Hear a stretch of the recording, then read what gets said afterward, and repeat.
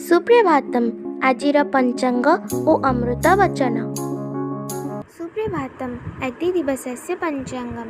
अद्य श्री श्वेतवराह कल्पस्य वैवस्वतमन्वन्तरः द्वितीयपरार्धः उत्तरायणः वर्षा ऋतुः आषाढमासस्य शुक्लपक्षषष्ठीतिथिः भृगुवासरश्च चुकाप्त षड्विंशत्यधिक एकपञ्चाशत्शतं विक्रमसंवत् 81-200 जुलै मासस्य 12 तारिका। अद्य दिवसः सर्वेषां कृते मङ्गलमयं भवतु इति विभुपदारविन्दयोः विनम्रप्रार्थना।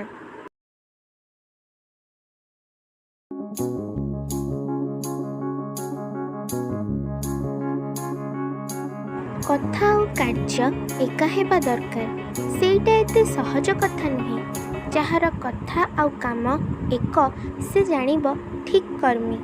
ठाकुर श्री अभिराम परमहंस।